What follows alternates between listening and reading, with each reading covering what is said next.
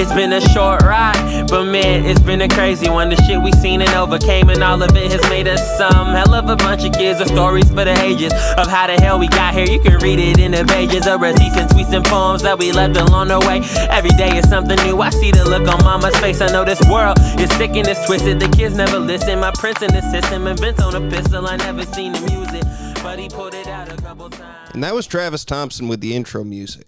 My guest today was featured on the TV show Life Below Zero on National Geographic and has appeared on the Joe Rogan Experience. He's also kind of my uncle. I'm excited to welcome Glenn Villeneuve. And we got a little drop-in action from the Storytime OG himself, Tom Tiller. Hey, Adam, how you doing? Good, good.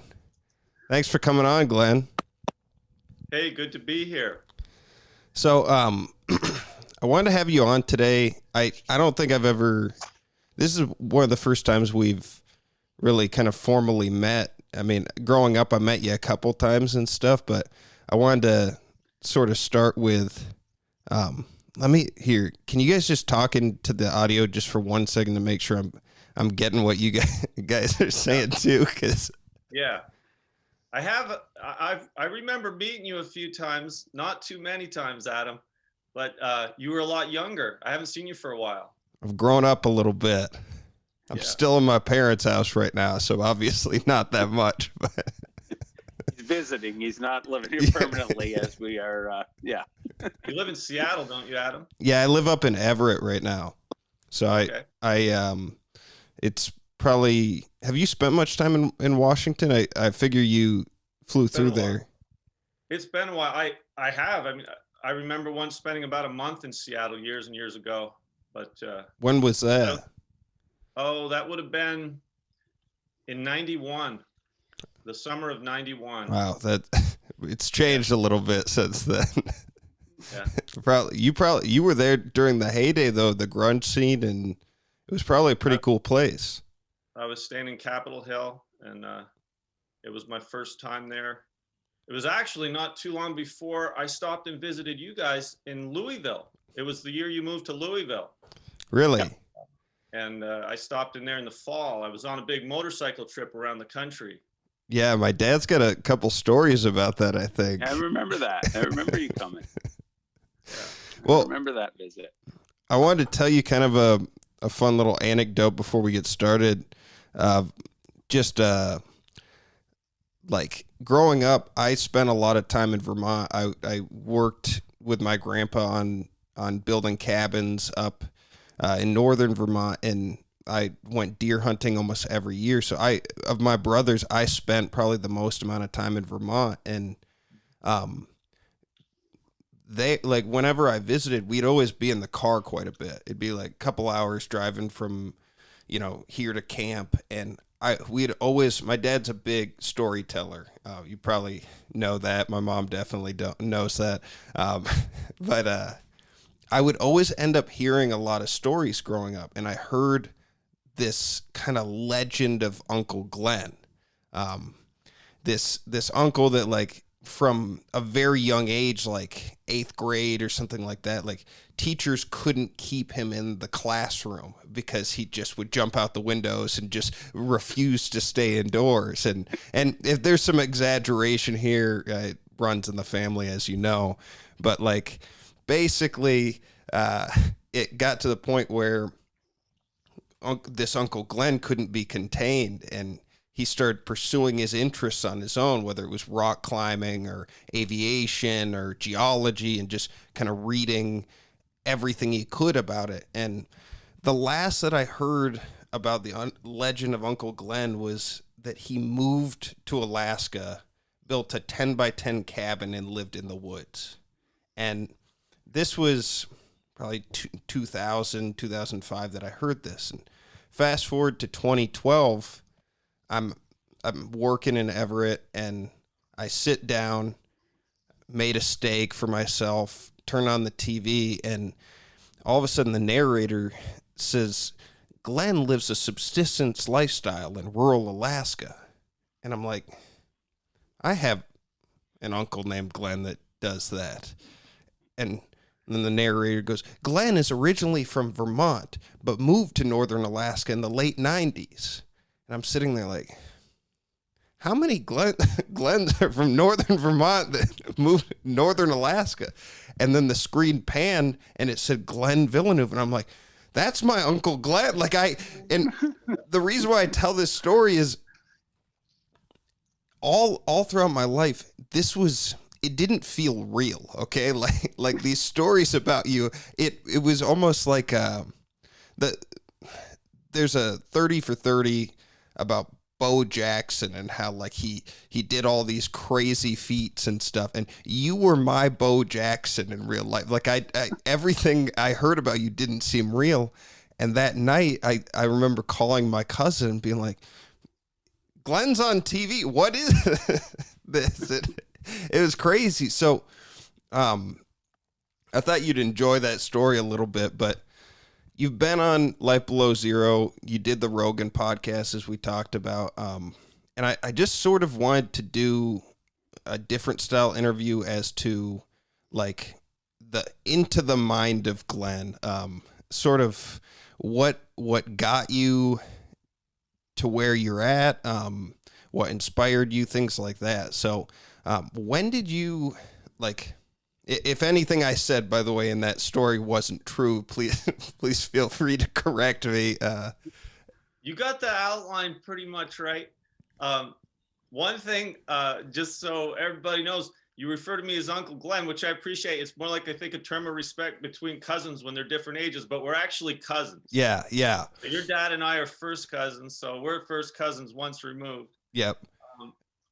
Yeah, I didn't care much for school when I was a kid, and did my own thing. Ended up in Alaska eventually. That's all. That's the basic story. I figured that cousin uncle thing was going to come up. Just we at least for our family, like it all just started blending together. It was just a simplicity thing. Like we just call him your uncle, and I mean, but yeah. So when did you kind of, at like what age, when did you decide that the traditional lifestyle wasn't for you? It wasn't really a decision. I think really what it comes down to is I was just influenced by a lot of different traditions. So, I'm just a very open person. I'm very curious. I'm always exploring. So I just got a lot of ideas from a lot of different places that maybe weren't particularly conventional in terms of the time, the place, the people that I was born into right there in Underhill, Vermont. It seemed unconventional maybe in that context. But I think I was absorbing all sorts of things. So it took me off in different directions. What were some of those things? Well, most of the ideas I was getting at a younger age were probably coming from reading. I read a lot when I was a kid. And so I didn't go to school a whole lot. The first time I dropped out of school, I was only in the 4th grade. But right around that age, when I was 10 years old, was the first time I ever went to the University of Vermont Library. I had another cousin who was a student at UVM working there, and he knew that I liked to read and I liked libraries and whatnot. But I used to go to the little one-room library in Underhill there where I grew up. And I went down to the university, and I was just amazed, like aisles and aisles of books. I remember him showing me around there as a 10-year-old, and I was too young to get a library card. But my maternal grandfather, he used to go to the library there quite regularly too. So he used to bring me and take out books on his card, and I just got into reading a lot. And I would just Was that Richard? No, my maternal grandfather, Donald. Richard, your dad's grandfather, is my paternal grandfather. We're getting back into that. He wasn't family. A library boy. Richard used to have the Vermont statutes. He had those all out on his desk. But other than that, I never saw him reading too many books. He used to like to read the law books. Yeah. But my other grandfather would read at the university. So he used to give me a ride down to Burlington, and I'd stay there all day long at the library. And this is before the internet. It's Okay, very so- strange that you couldn't be kept in school, but loved being in the library. It's a little, I mean, was it just a matter of like, it was taking you too long in classrooms to get to what you actually wanted to learn, or like? Well, I just had this self-directed personality. I like to study what I was interested in, and it wasn't necessarily the same thing as the curriculum at school. I think that might run in the family. But this is before the internet, so I didn't have a lot of. When I was 10 years old, I lived in a small world. I mean, I lived in a small town. It was pretty rural then, and I grew up beside a sawmill, and there were dairy farms around there, and so the library was how you get your information then. What were you reading though? Like you said, a lot of different ideas and thinking. Like what were some of the things that you were drawn to?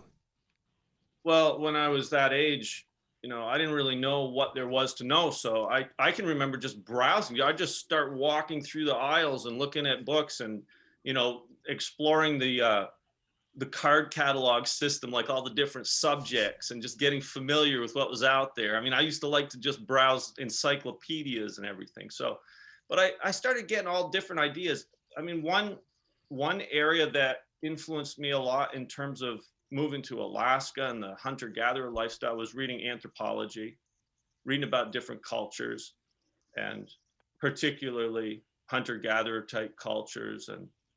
But I studied, superficially just about every academic subject you could think of. I'd just go through the stacks and I'd explore, and for a while I might have been reading about art history, and then the next week I might have been reading psychology. I was just interested in exploring everything. And then there were, as I got older, of course, certain things I focused on. It's just, I love you talk about this like it's just so, like everyone does this. And no, I was the only 10-year-old I'd see there all day when I was walking around the library. And then the other place I spent a lot of time was out in the woods. I grew up where I could walk right from my house to, up this little hill, South Hill on the edge of town, and used to start going up there when I was 5, 6 years old. And I could see the highest mountain in Vermont was only 5 or 6 miles away. See that from the front yard there. And I used to just fantasize about getting up that mountain from the time I can remember. And finally got up to the top of Mount Mansfield when I was 9 years old, and I started just hiking all the time. And eventually, when I was early teenager, I hiked the length of Vermont on the long trail. So I spent a lot of time in the woods. I spent a lot of time at the library, and I spent a lot of time talking to people. There were actually a lot of interesting people around. I was really fortunate. I grew up in, a large extended family, and most all of my relatives lived very close by. So I was within a mile of all 4 of my grandparents lived, right there. And I could just ride my bike over to their house or drive the go-kart over there when I got a go-kart. And so there were a lot of interesting people around, neighbors. I used to stop and spend a lot of time talking with certain people and just listening to their stories and learning what I could from them. Did you guys spend time together at that age much, or? Not, family get-togethers, but I was quite a bit older than Glenn. Yeah, you must be 7 or 8 years older than me, Tom. Yeah. But I remember seeing you at Grammy and Grampy's holidays, Christmas every year and things like that. You probably spent more time with my half-sisters, Debbie and Tammy, who are a little older. Sure. But what was your sense of Glenn at that age, Dad?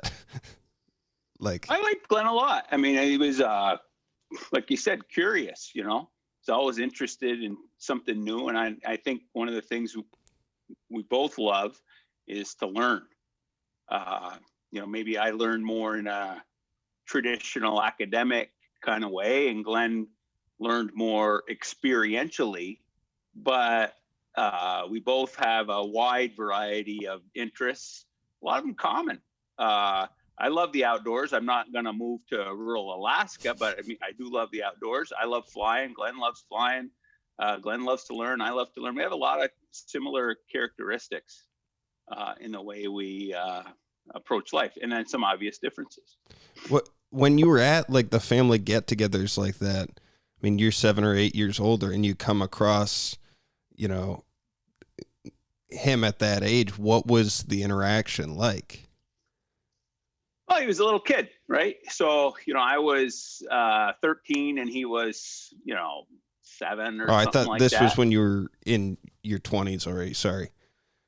Yeah, no, I think, the family started to dissolve when I was about 20. So, there were quite a few divorces in the family, including my grandparents, and that was sort of the end of the family get-togethers and that kind of thing. But, and then they had all sorts of dysfunction at the generation above ours, above Glenn and my generation, all sorts of family dysfunction around the business. There was a family business that kind of people got into it pretty hot and heavy. But I don't think that really ever very much affected our generation, but Glenn was a cousin. I'd see him at the family get-togethers. We, hang out and play and that kind of thing. But there was a pretty big age difference. Yeah, if somebody's climbing mountains at 9 years old, that's got to be an interesting personality to come across.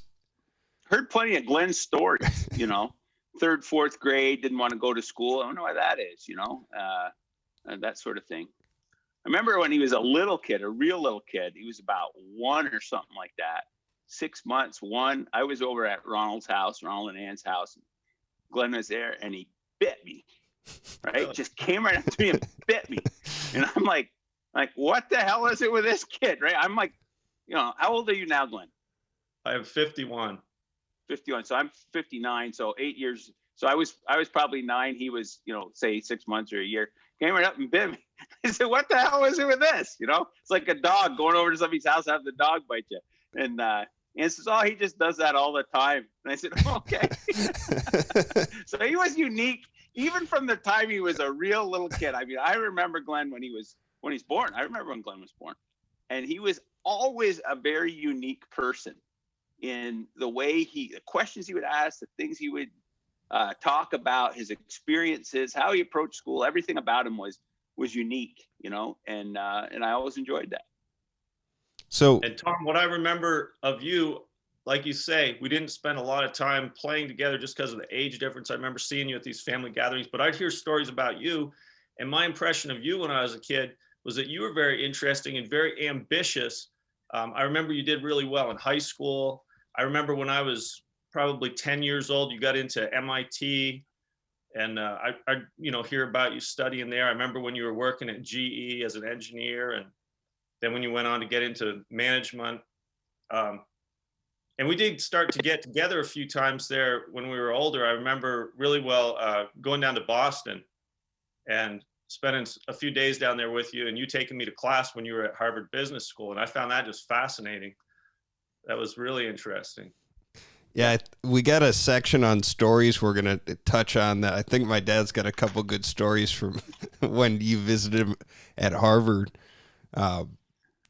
which is another interesting thing of just, dropping in and studying at Harvard temporarily in the legend of Glenn.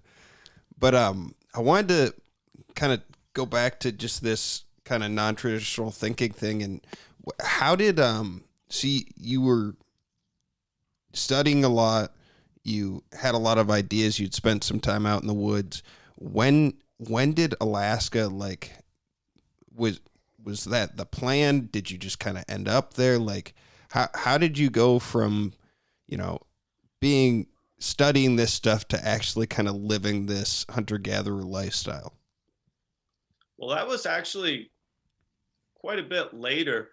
I didn't really decide to move to Alaska to live until I was in my late 20s. It was 97 is when I first decided, hey, that's exactly what I'm going to do, is move up to Alaska. I was interested in Alaska. I was interested in a lot of things before that. I remember seeing Alaska from the air, flying over it, on an international flight headed to Asia one time. And I was really impressed with the mountains down there, that I was looking at going by. But the idea of actually moving to Alaska to live as a hunter-gatherer, which came to me one summer. That was in 97, I believe it was. Yeah, 97. I was living in a teepee in the woods in Vermont that summer when I got that idea. And how did you end up in a teepee in the woods? Change of pace. I had spent a lot of time in my mid-20s traveling a lot all over the world, and I'd spend time in big cities. But I still like nature and had that background of having spent a lot of time in the woods growing up and as a teenager. So after this period of travel, I remember it was just kind of like settling down. I had my girlfriend that I'd met in New York City with me, and we were going to spend a summer in the United States. I decided, hey, let's go live in the woods at this really cool place I had found. And it was like 5,000 acres of undeveloped land around a reservoir. And it was about as remote as you could get in Vermont. And I'd gone there canoeing a few times before. And I thought, wow, it would be great just to set up this teepee out there in the woods and live in the woods this summer as much as we could. So we did that. How long did she last? About 15 years. So this is, she went with you to Alaska? Eventually, yeah. Sylvia did move over to Alaska shortly after I moved here, which, 2001 or so she came over. I first came to Alaska in 99. Then I had some work I had to do that winter down in Vermont, and I came back up in 2000. I moved here for good in the spring of 2000. And she's the opera singer, right? Yeah, she was a student still when I first met her. I met her in Soho in Manhattan, and that was just the year or so before we lived in that teepee. It was in 96 that we met. She was an opera singer, and she was from Berlin. She grew up in East Germany, so I spent quite a bit of time in Berlin for a couple of years there in the beginning. How were you getting around? Like,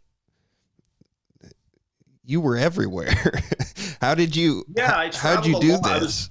When I was a little kid, one of my favorite toys was the globe. I'm talking like when I was 6 years old, I used to play with the globe and study the globe and stare at the globe. And I used to want to travel and see other places. And when I was a teenager, it seemed inaccessible financially, and just it seemed like a big deal to travel all around the world.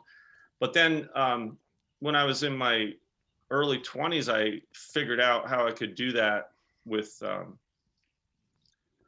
this job of being an international courier. That was something that I remember finding a book on it just by chance. Like I came across this book on, travel the world for free or something. And that probably wasn't my very first trip overseas, but after the first time I went to Europe was probably a regular flight. Yeah, I actually remember that now. It's coming back to me. I remember I saw something on TV, and it was like Virgin Atlantic. You can fly to London for $250. I was like, wow, you can get there for only $250. I had that much money, and I jumped on a plane and went to London. And that was the first time I'd ever, left the US or Canada. And then I found out about courier flights, and I started traveling all over the place for a few years there. And were you just I visited about 25 countries by the time I was, in my late 20s. I had been to 5 continents and spent quite a bit of time in some places. I'd go to Asia sometimes for a month or 6 weeks with just a little backpack and just kind of disappear into wherever, go up into northern Thailand or Laos or Vietnam, different places. There's and not I was a lot... always meeting people. It was a very social thing for me. So I would go, it could be anywhere. It could be New York City, or it could be, the Golden Triangle. And somehow I'd always bump into interesting people that would invite me to live with them. So I'd end up usually staying with people wherever I went.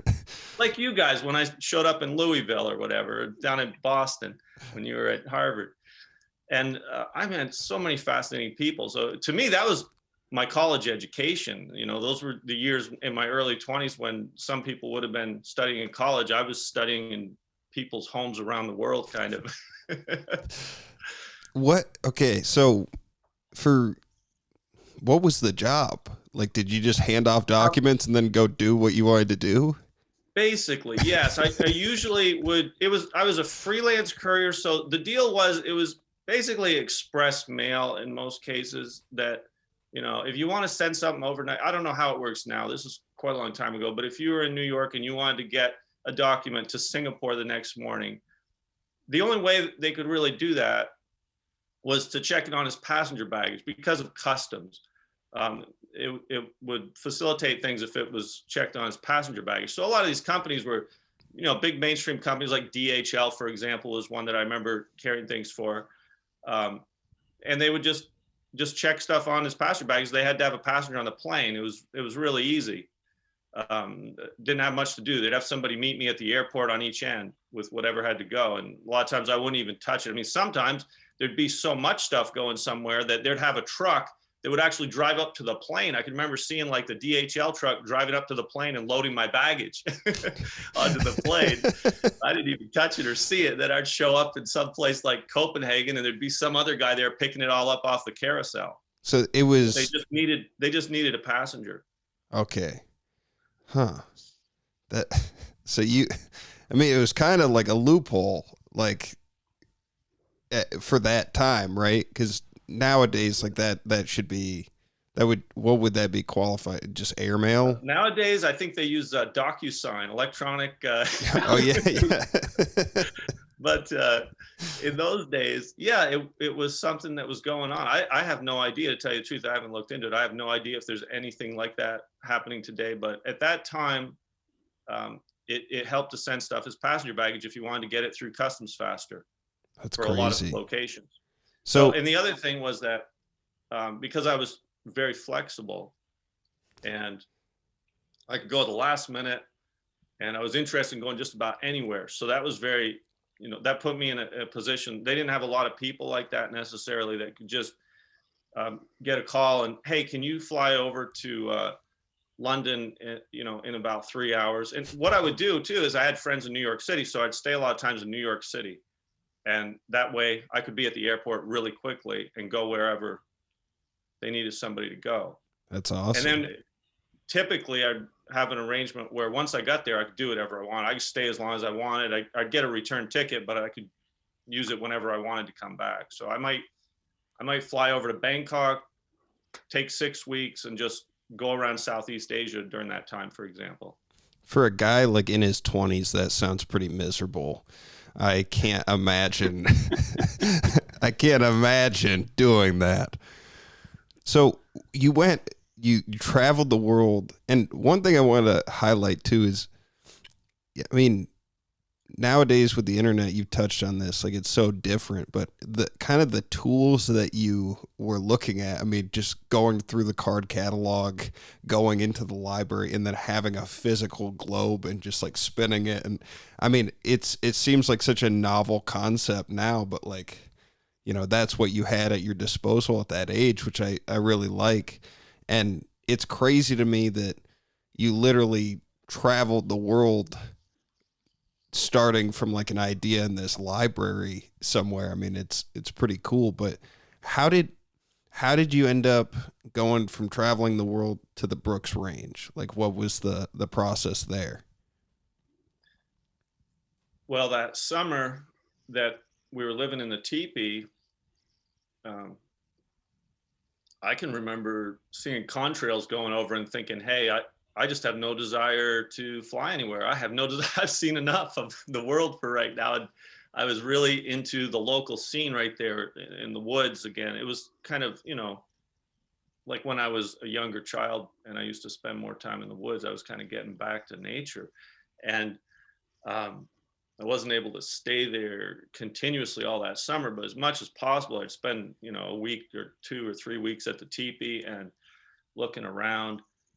I had really no hunting experience. When I grew up, I had a few uncles that hunted, and I remember them taking me deer hunting sometimes, but we never got anything when I was with them. I never actually killed a big animal. Or that runs in the family too, by the way. Yeah. we went many times and did not get anything besides a beer buzz. Yeah, that's the way it worked. But yeah, I didn't have any hunting experience. So I'd spent a lot of time in the woods, but it was always recreational. You know, it was always, well, I'm going to go hiking and, you got your backpack and your stuff and you went hiking, and it was kind of like taking a vacation. But the idea that I got that summer living in the teepee was that I would actually like to learn to live like this. Like I was just thinking, how could you actually live like this? Because I was having so much fun. The whole experience of waking up every morning out there in the woods by the water of this lake and seeing the fog coming up, and I was just in heaven. And I thought, wouldn't it be amazing if you could just live like this? And so I started thinking more about hunter-gatherers and how they used to live like that, really immersed in nature. And I was reading more and more anthropology and started getting this idea, like maybe you could actually still do that. Maybe you could actually be a hunter-gatherer in the 20th century. It was still the 20th century then. And reading about it, I came to the conclusion that if you could do it, probably the best bet would be in Alaska. Why You is obviously that? need a lot of space. Okay. You need a lot of game. I didn't think that I could survive that way in Vermont, where there's like a 2-week deer season and you can get one little deer that you'd eat up in no time. But I thought, wow, maybe in Alaska you could still do that. I did a lot of research on it. I remember actually writing to the fish and game departments all over Canada, like the Northwest Territories and the Yukon Territory, and to Alaska, and getting the hunting regulations. They would send them, no internet still. I didn't have the internet then. This was 97. I guess there was an internet, but I didn't have it. And reading these game regulations, I realized that just from a legal perspective too, being a US citizen, Canada, it wasn't going to work. In Alaska, I remember reading that, in some areas you could take 10 caribou a year, you could get a moose every month. And in Vermont, you had to play a lottery and you might be able to hunt a moose or you might not, It just seemed like there was still the opportunity here that you might actually be able to do that. I'm just sort of at a loss of words a little bit. I didn't really think about that from a regulation standpoint, but it makes a lot of sense. So Alaska was basically, just from like a legal and practical standpoint, the only place that you were going to be able to like live off the land legally. Yes, I probably would have ended up in Canada if it hadn't been for the legality of it, because actually I had already made one trip into a very remote region in northern Canada the summer before, in '96. Sylvia and I went up to a place in northern Quebec called Cagny-Pisco, which it took days to drive there. That Hydro-Quebec constructed this series of dams across northern Quebec, and they had this road built for that purpose, just a gravel road that the gravel portion of it was 666 kilometers long. And we drove first for a couple days to the end of the paved roads, and then we drove this gravel road for another day or two and got to the very end, as far as you can drive in northern Quebec. And we had a canoe on the roof of this little car and parked the car by the road and started canoeing.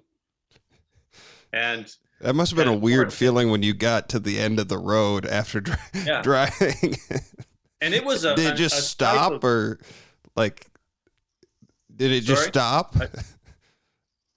Did what? Did the road just stop all of a sudden? Yeah. Yes, it stopped. It stops at this huge reservoir, the Cagny-Pisco Reservoir. There's hardly anybody there. You see these gravel dikes that just go for miles and miles. They basically rerouted entire rivers that used to flow north.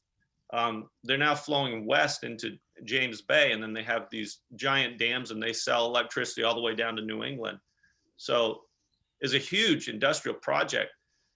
But once it got built, it took almost nobody to maintain it. You could drive for an hour and not meet another car. You'd see a dam once in a while. You drive for a couple hours and you come to this giant dam, and there'd be maybe a handful of people working there. You could stop there. We pulled in and we're say, hey, how's it going? You know, and they're like, wow, where'd you come from? They see the Vermont license plate, and it was like, wow, you don't get many people like you up here. A little canoe on top of the car. But it was a environment I'd never been in before. There were also native camps. Once in a while, you'd come to a camp of the Cree people, and they'd have a few teepees set up. That's where I got the idea to build a teepee the following summer. Huh. And we met some of these people when we came out of the woods, and went to some of the villages. Those were a long way from the end of the road, but they were, you know, when you drove back down, when you got back to James Bay, there were villages along James Bay, and we stopped there and met some really interesting people.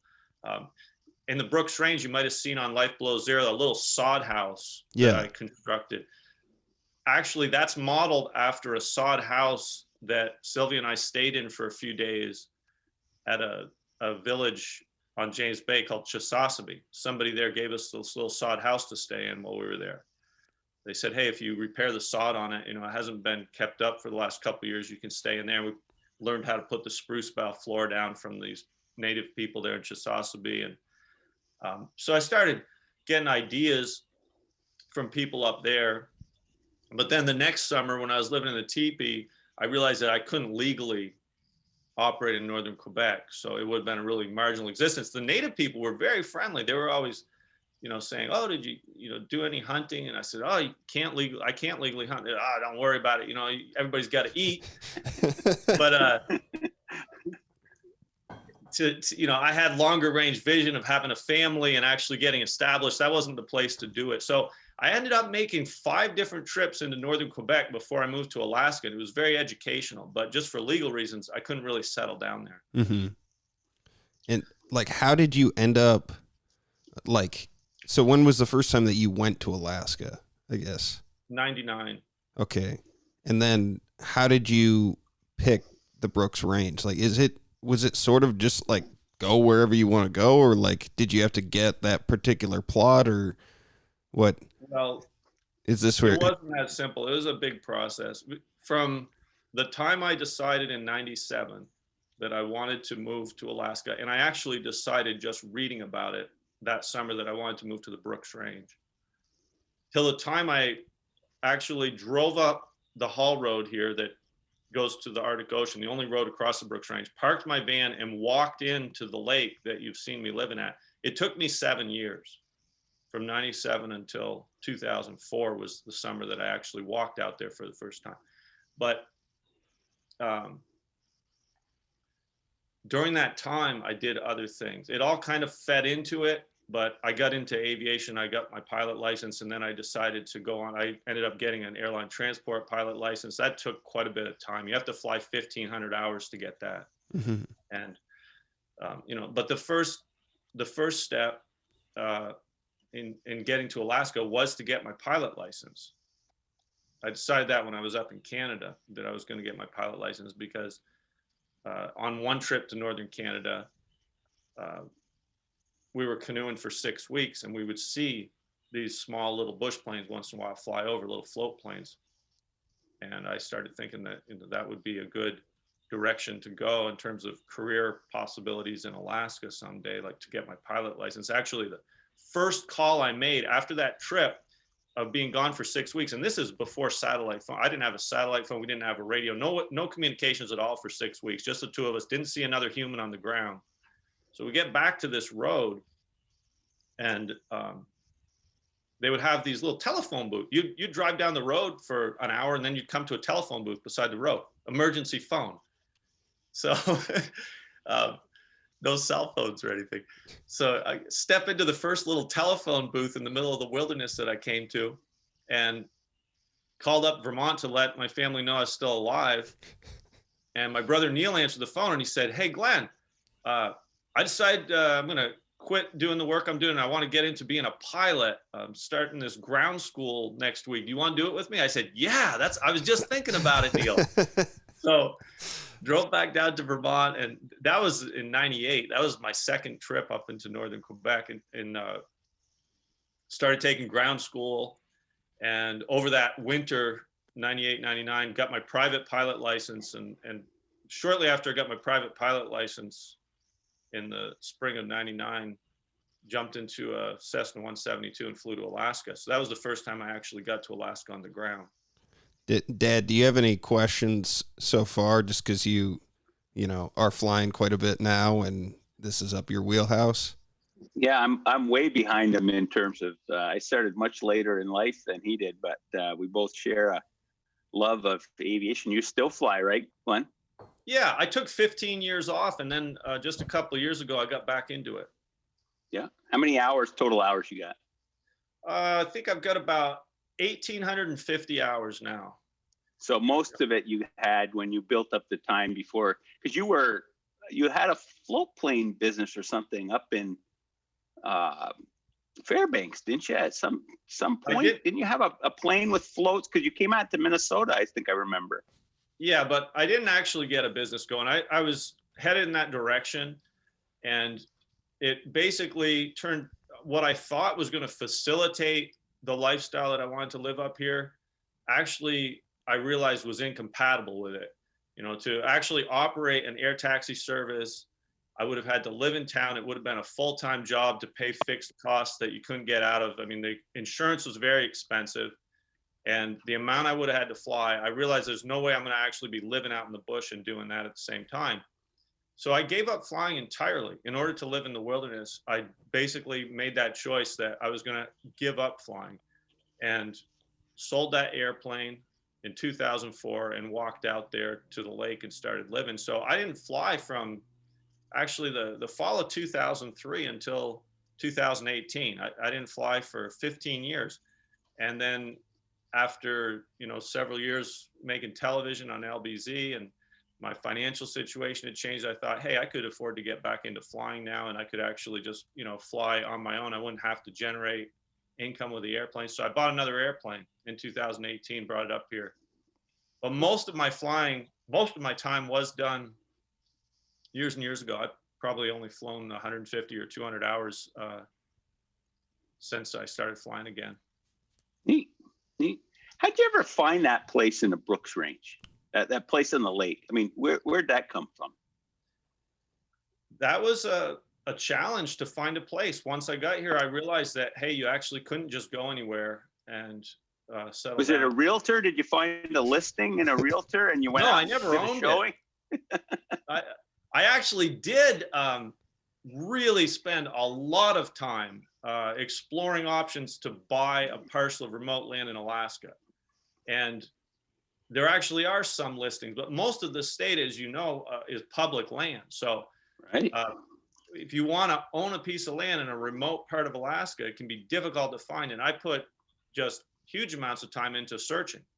And eventually I did buy some land, not the place that I've lived at, but I do own some remote land in Alaska. But with the airplane, in the first couple of years that I was in Alaska, I traveled around the northern part of the state a lot, got to know all the people that lived in northern Alaska, remotely outside of the villages.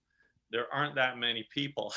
And I found them though, and, would talk to them about their situations, about the land, the legal status of land. I studied a lot, and I started researching a lot. There are a lot of native allotments. There are quite a few native allotments where the government had given land to native people that they now have a right to sell. So I explored buying land from native people, and basically I got to know the real estate situation in northern Alaska really well, really, really well. And I realized though that it probably wasn't going to work out in the short term for me to own the land that I lived on. It was also very expensive. For me at that Really? time, it would have been unaffordable to buy the few pieces of land that I actually found that I might have been able legally to have obtained. I mean, we're talking like hundreds of thousands of dollars for a small piece of land in the middle of nowhere with no access in some cases. I remember one piece of land I found that it was a native allotment. The owner wanted $320,000 for it. It was in the middle of nowhere. It was mostly a bog. And, but You just landed on that lake one day and just pulled the plane up and said, okay, this is the spot, and built the cabin. It was by chance. It was in August. Which is when it starts to get dark at night again. And I was visiting a small village of about 15 people where I had befriended someone who was giving me a lot of information. He had been a lifelong resident of Alaska, hunter, trapper, fascinating person, very intelligent man who had tons of knowledge. And I would stop in this little village of 15 people and talk to him once in a while. It was getting toward evening, and he asked me where I was going to spend the night. I said, I'm just going to jump in the plane and find a lake to camp on. And he suggested a lake on the map, on the chart, that he had spent time as a little kid at. So I take off and head over there. By the time I got there, it was just starting to get dark. And I started descending into the lake, and lo and behold, there was an airplane parked on it, which was surprising because there are not that many people around up there. This is in the middle of nowhere. It was, 50 miles off the haul road. And I see this Cessna 185 is parked at a beach on the edge of the lake, and I thought, oh, well, I'm not going to spoil their party. They came all the way out here to be alone. So I started climbing back up, and there's big mountains all around, 6,000 foot, 7,000 foot mountains in that area. I had to find a place to land because it was getting dark. So I just went over this first ridge of mountains, and on the other side, there was this valley, and I see a little lake down in there. And I was running out of time, so I just took that lake to land, because once it gets dark, I mean, you don't want to be landing on the water out there. There's no lights, and it could be very dangerous. So I landed on this lake, pulled up to a little beach, spent the night there beside the airplane, camped out, got up in the morning, started looking around, and I thought, wow, this is a really interesting place. And I think the first time there, I just spent one night, but of all the places I'd been in the Brooks Range, that place had a particular appeal to me. It just seemed like it had a lot of things going for it. So I went back there several times. And then later that summer in 2000 is when I started building my camp there. It was public land. It was state land. And I inquired with the authorities about the legality of operating out there. And basically, there were some possibilities to get a permit. But who the hell's going to know? Who the hell's going to know, right? Oh, I told them. I mean, we got something out here called the Bush Telegraph. So even though you think you're in the middle of nowhere, I mean, if you start setting down, putting down roots, building a cabin, things like that, people are going to find out. People are going to find out eventually, and everybody's going to hear about it because word travels. There's not that much to talk about, too, I'm sure. I mean, I went into DNR here in Fairbanks, and I said, hey, I want to go trapping out here at this lake. I want to build a little cabin. And I had researched the law, so I knew that they had the opportunity, if they wanted to give me a permit, but they didn't have the obligation to give me a permit, and they didn't want to give me a permit. But they basically told me they didn't want to give me a permit at that time because they said a lot of people want to do this. They want to go live off the land, and basically nobody really does it. They go out and they build some cabin and abandon it. And so we're not going to give you a permit, but they basically told me that if I wanted to go out there and experiment, nobody was going to do anything about it at that time. Basically, there was a law against it, but it was very loosely enforced at that time. So I just started. I started small. I started with a teepee that summer, and then over the years, I built I upgraded to that little plywood shack that you've seen, and built a little sod house eventually. And so what was appealing about, like you said that you got there and it was an appealing area. And I've watched the show a fair amount because I'm an excellent researcher, and I've been kind of bedridden this week and watching a lot of TV, but there were several times in the show where you were talking about energy conservation for yourself, where like when you go and get resources, you have to really weigh the pros and cons of, if I'm going to get this fish, how many calories am I burning to get, whatever substance I'm getting from this fish. Like, it seemed like that area was not great in terms of resources for you. Like, what was appealing, or am I wrong in saying that? Or well, the country it's hungry country up here. sparsely populated by game. There are large numbers of caribou in the Arctic, but they're concentrated in herds. They're migratory. You know, you can go for months and not see anything, and then all of a sudden it's like the Serengeti Plain when they show up.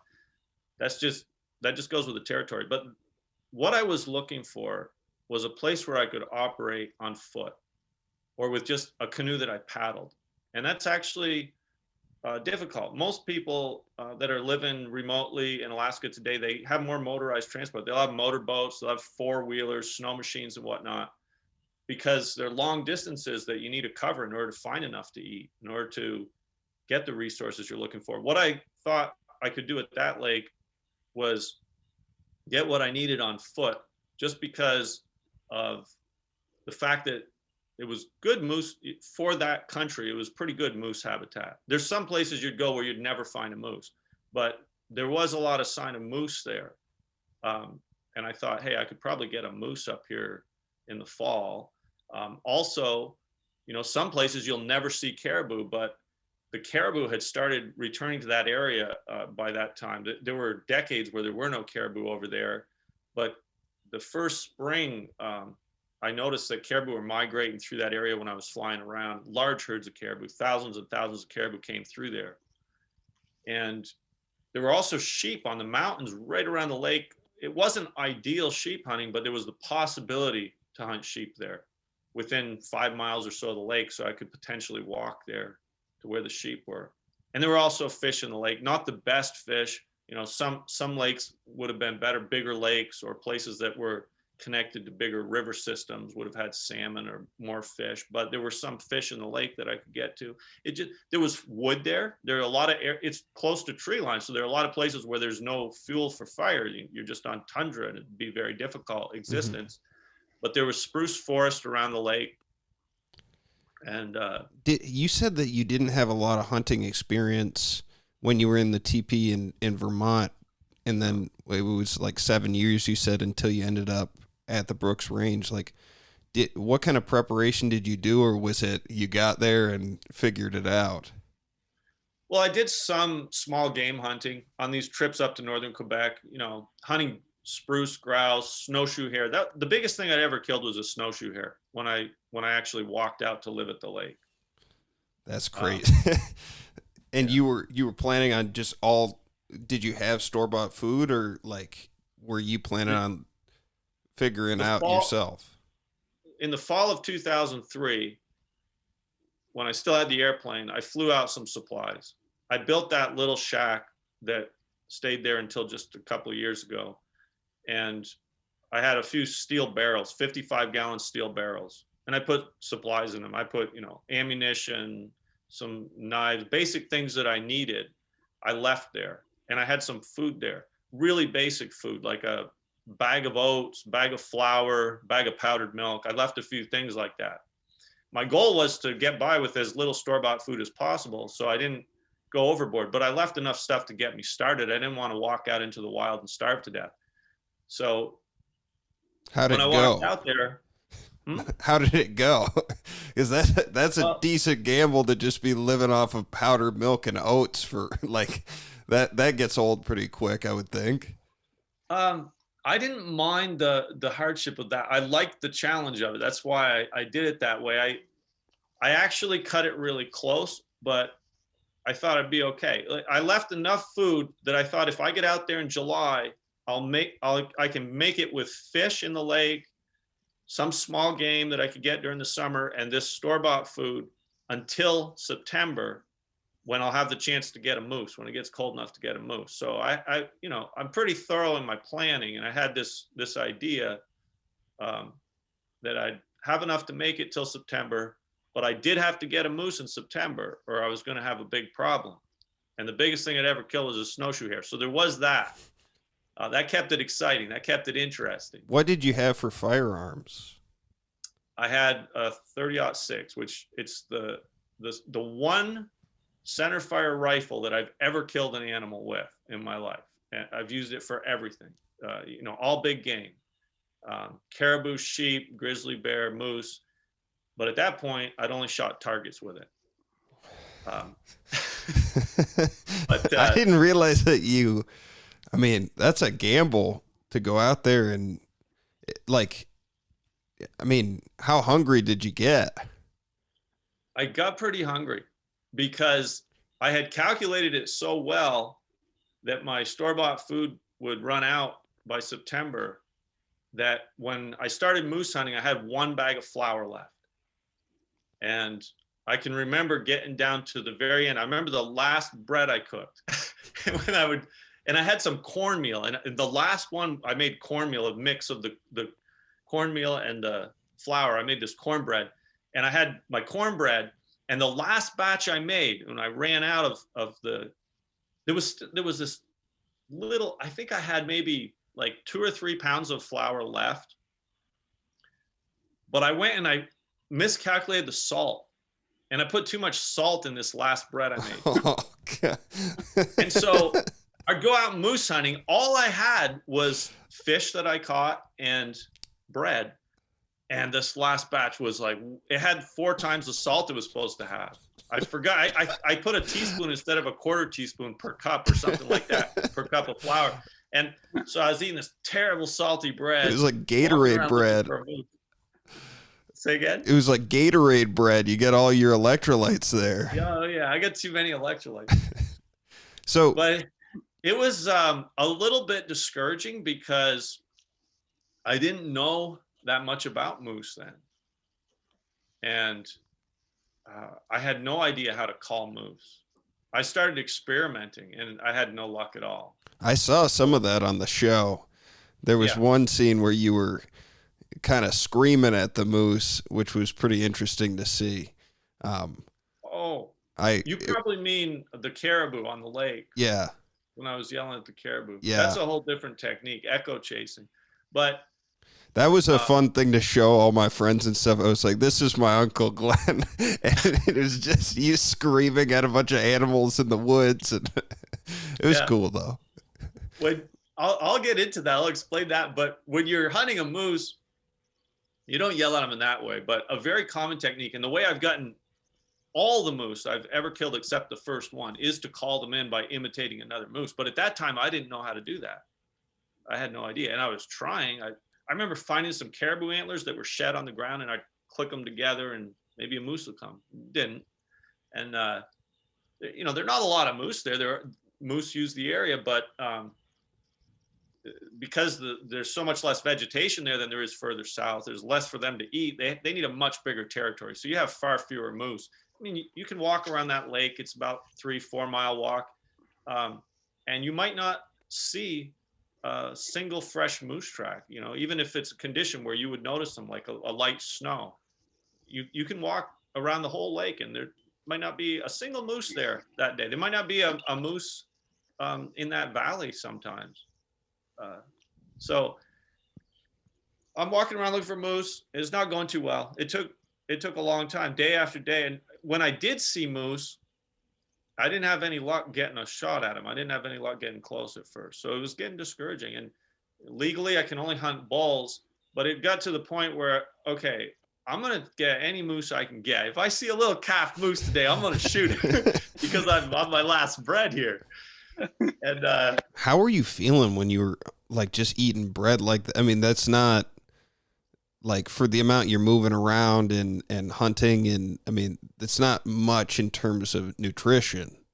Yeah, I'd stop and pick berries too. At that time of year, there's a lot of cranberries growing and I'd eat cranberries. But you had to have gotten pretty thin, right? If you're not eating any kind of fat or protein. Yeah, I didn't lose a lot of weight that fall. There've been other times after that when things went wrong that I actually got very thin. There was one year that I was literally starving, but that fall I was doing okay. I mean, I caught a lot of fish and, you know, I remember shooting some ducks also. I had a 22 with me and I remember shooting some ducks with a 22 one day.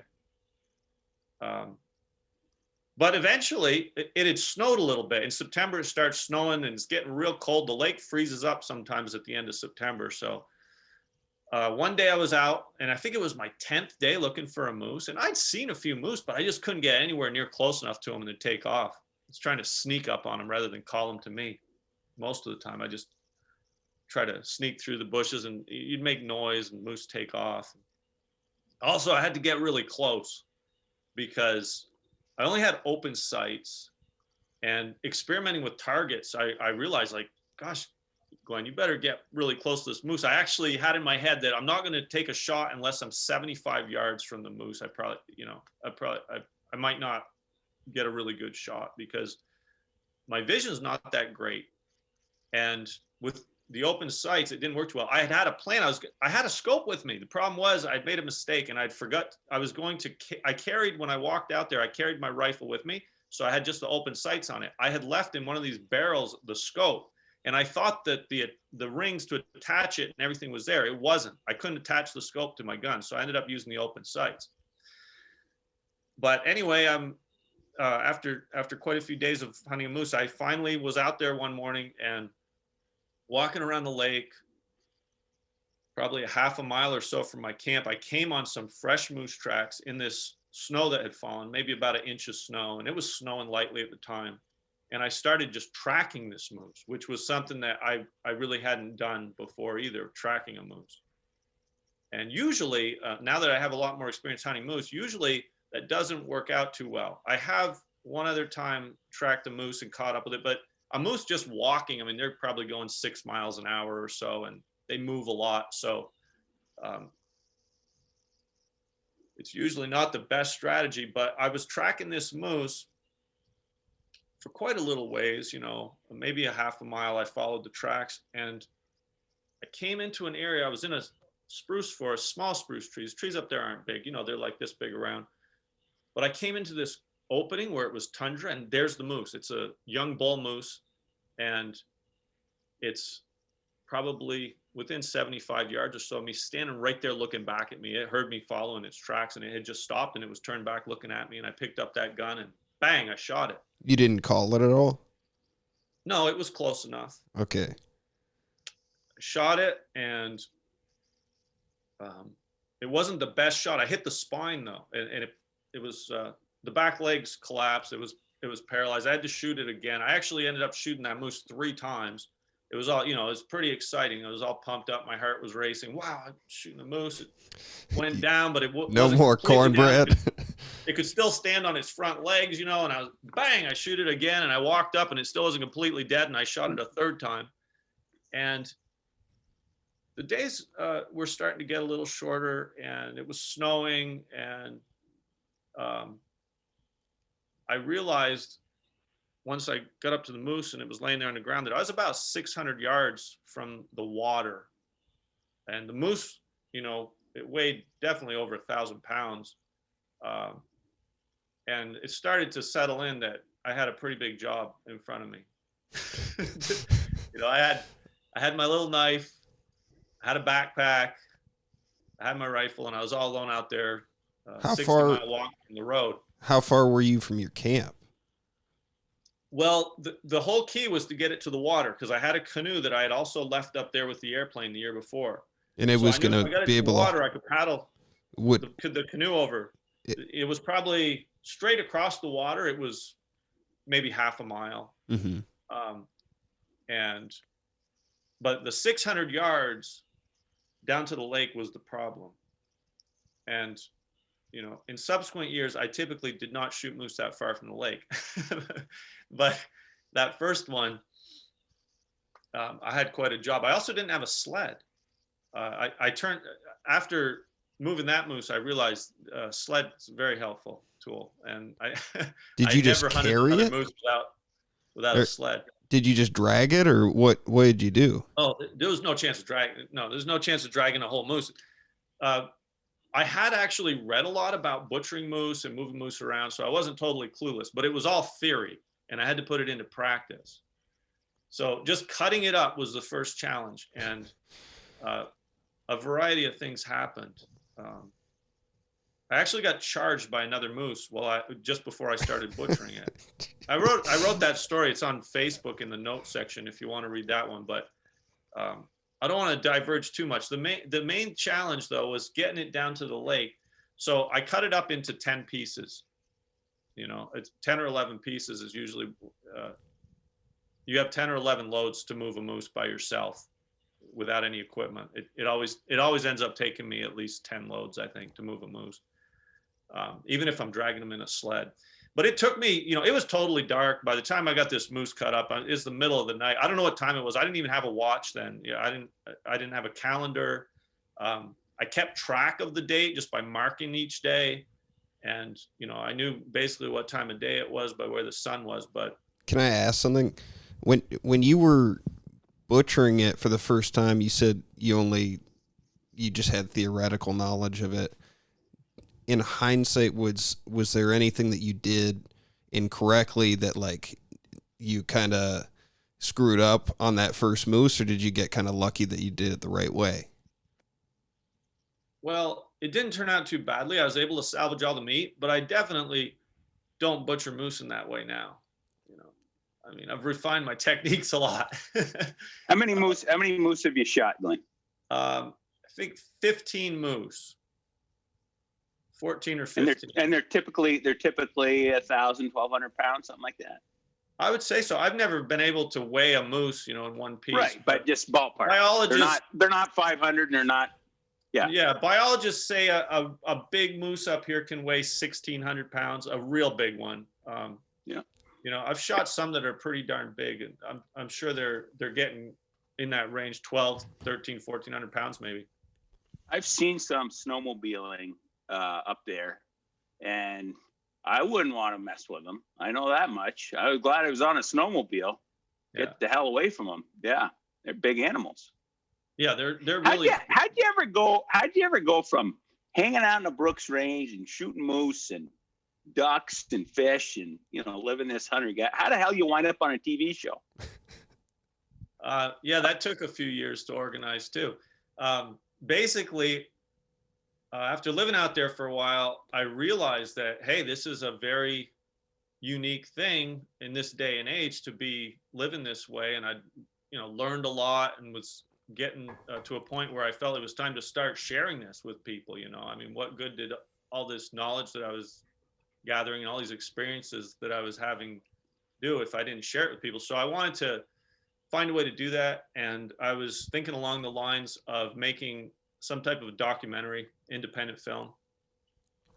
And for a few years, of course, I was spending most of my time out in the woods. I didn't know anything about filmmaking, but when I would come to Fairbanks, I would seek people out and try to make connections. And there were some people I talked to that were interested, but we never put it together. For one thing, it's a very expensive place to try and film, logistically and whatnot. You got to put quite a bit of money into it. And that was one obstacle to getting somebody out there to actually work with me.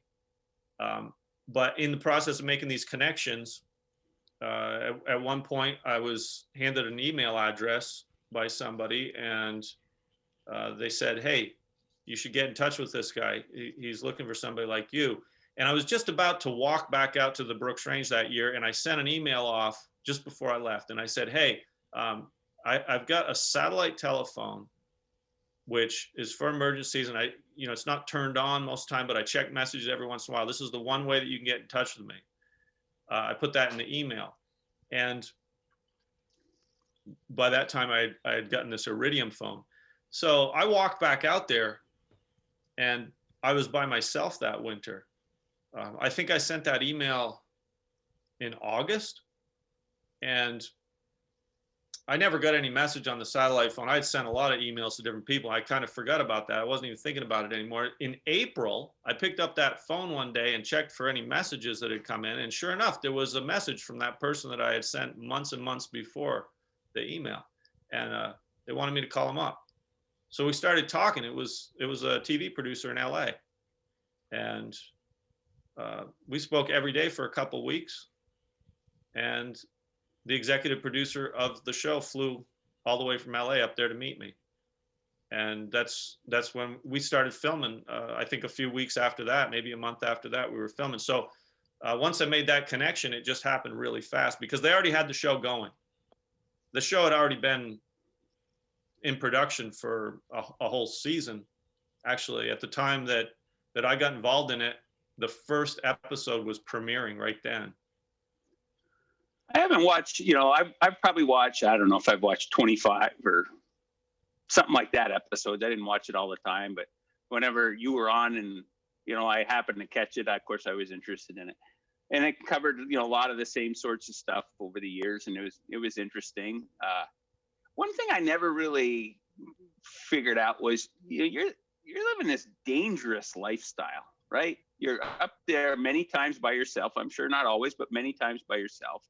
And, you know, I've spent enough time outdoors that, you know, you twist an ankle, you wreck your knee, whatever. How'd you handle getting hurt? You had to get hurt sometimes. And, you know, that whole side of things. Well, I got hurt moving that first moose. I'm sure you did.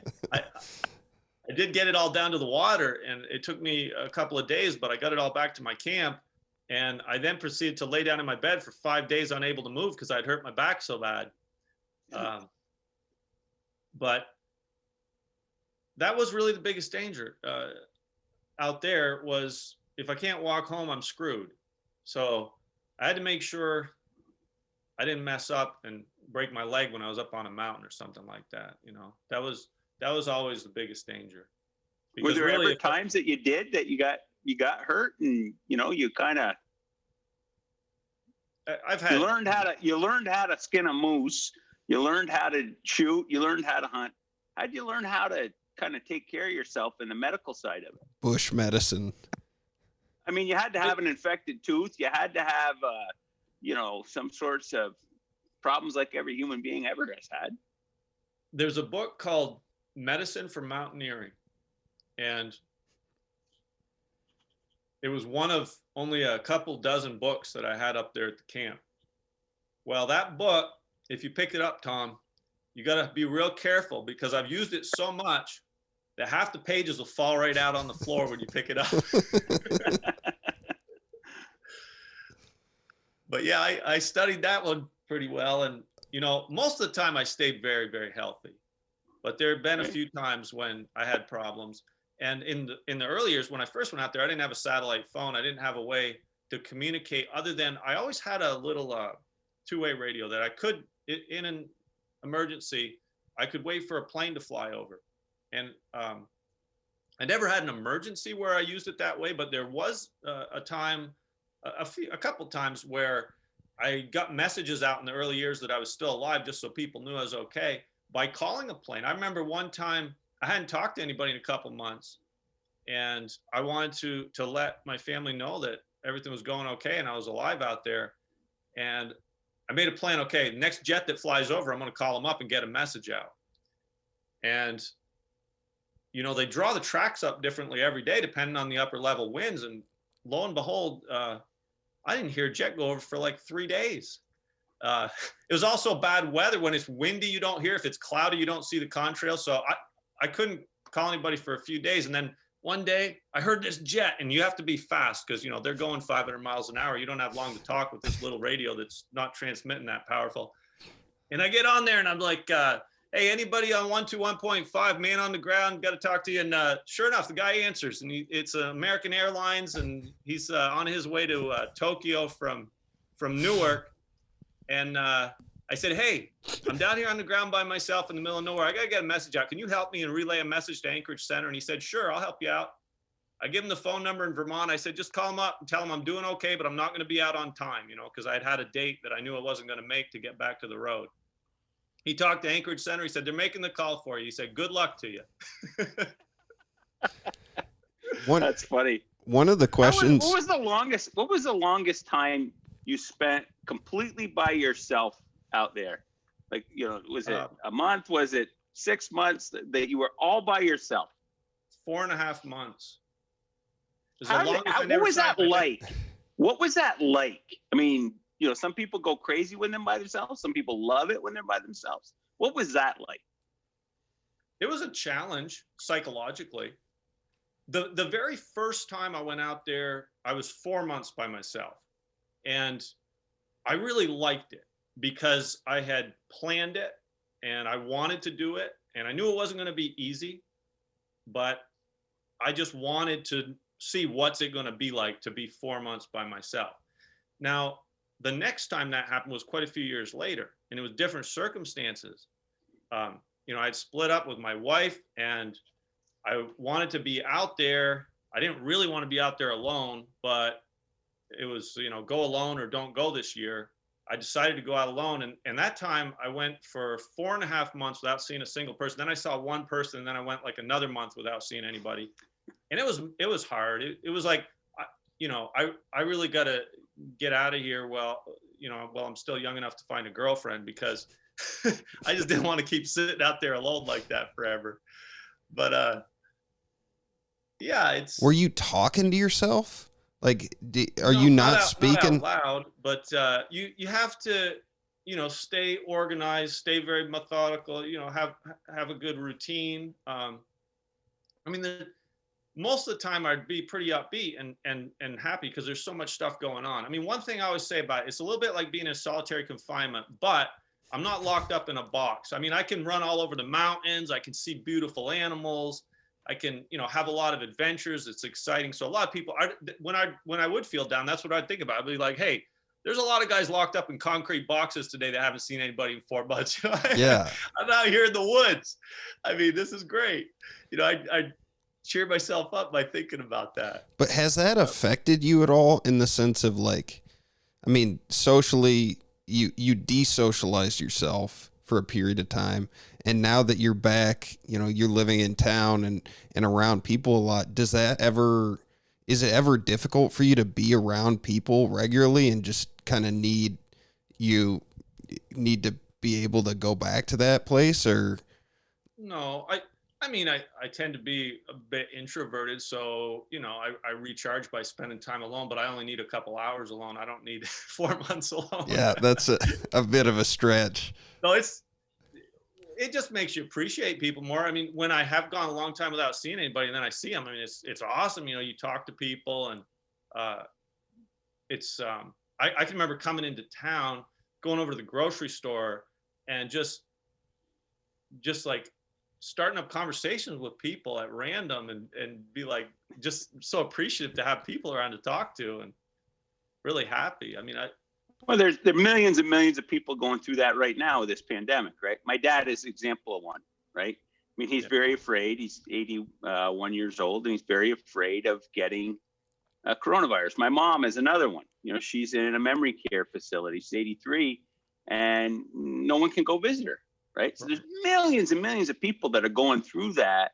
Maybe not to quite at the extreme that you went through it, but it'll be very interesting to see how people come out the other side. But I know I can say, in the case of my dad, for example, I mean, he's craving getting this vaccine, really primarily so that he can engage with other people, engage with other people. Well, it's important. I mean, humans are the most social animal. We really need that interaction. We depend on each other so much for everything all the time. And if you can't see people face to face and really interact with people, it's stressful. It's hard on almost everybody. Can we go back to the moose thing just for 1 second? Because I was curious. I mean, we got to the dragging of the moose and to you being laid up for 5 days, but you hadn't eaten real well in a long time. What's the first step once you get that moose? Like, what are you eating first? What are you looking forward to? And are you just eating moose for like the next 6 months for every meal? Like, does that get old at all? Or I was just curious about the consumption of that. That moose tasted so good. I tell you, Adam, it was like the best food I'd ever eaten. It was just incredible. I remember it was like delicacies. I was just experimenting. I was going through everything. I'd have some heart. I'd have some liver. I ate a lot of liver from that one. Usually the livers aren't good in a moose at that time of year, in the bull moose, but that liver was actually pretty good, and I ate a lot of liver. But you got to eat a lot of the fat, right? Because you're basically in ketosis. Well, you'll be in ketosis eating a lot of fat. I mean, that's normal. The fat doesn't cure that, but you do have to eat a lot of fat. You can't eat too much protein. Actually, to tell you the truth, I've experimented with a ketogenic diet recently, just in the last year, just out of curiosity. And I don't think I was in ketosis most of the time, because I think that I was probably eating enough protein that my body was actually converting that. They call it glucogenesis, where you can actually make glucogen, I guess, from the protein. So I think I was probably in that kind of condition more than ketosis, because I was eating more protein than the amount that you can eat and maintain ketosis. You probably have to eat, 80 or 90% of your calories from fat. I mean, a real strict ketogenic diet, you're eating a lot of your calories from fat. Out there, I was probably eating closer to something like 70% of my calories from fat, 75%. And I don't think that I was really in ketosis, now that I've experimented with different diets where I was measuring it very carefully, the macronutrients. But, like they say, for example, the traditional Eskimo diet, they were actually not in ketosis. It was not a ketogenic diet, but they didn't eat carbohydrates in some areas. Some places up in Northwest Territories, people were eating mainly just seals in the wintertime for months. And is that an adjustment though, like to be eating large amounts of fat like that? Like, because it's texturally, it's very different than like kind of the modern staple diet or Western diet. And like, I mean, I've seen some of the video. I mean, at one point you're eating the fat behind the eyeballs on a caribou, I think. And like, did it take you a while to become adjusted to that? Or was it just like you hadn't eaten anything, game on? It didn't take me any time to adjust. It was just delicious. I mean, I just remember that first moose thinking, this is just the best food in the world. This is incredible. It just tasted so good. Did you get sick of it when though? you think about it, I mean, a tenderloin from a moose, it's like this big around and this long. And, I think, Jesus, if I was in the store, I'd have to pay $200, $300 for this. This is because it's organic too. That's the other thing. It's like the best meat you could imagine getting, and I could just eat tenderloin all day out there if I wanted to. So it wasn't hard for me to adjust, but everybody's different. I mean, I know for some people, eating a high meat diet would not be suitable at all. For me, it worked out well eating a high meat and fat diet. And I always had some vegetables. I shouldn't say always, but usually I had some vegetables. I always picked as many berries as I could in the fall. And I'd also even dig roots in the fall. And I'd also, not that there are very many out there. The problem is the roots are real small out there. So you can't, it's not like you're digging big carrots out of the ground. You're digging stuff the size of your pinky out of the ground. And also in the springtime, the leaves are really good. When they first come out, there's just an abundance of leaves. So you can eat those. And then to preserve them, some years I would dry them and actually have this great big, bag, like the size of a big pillowcase full of leaves going into the winter, or a couple of those bags, and just sprinkle a few of those in a dish that was kind of like a stew or something, so that I'd have a little bit of vegetable food.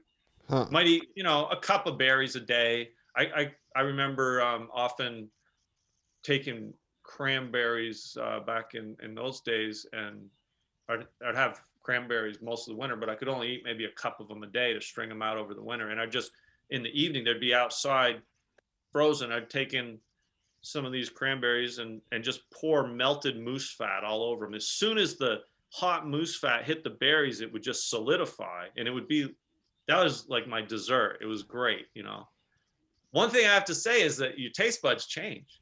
So not having anything that you would consider really sweet, things started to taste sweet that other people wouldn't think of as sweet. There's one little berry out there called the crowberry, this little black berry. And if you ate one, you wouldn't say it was sweet. But to me, it tasted sweet. I would mix in some crowberries with the cranberries, and wow, that tastes sweet. That was the sweetest thing I had sometimes for months. That's crazy. I mean, I still don't like to eat refined sugar or really sweet food. But you adjust.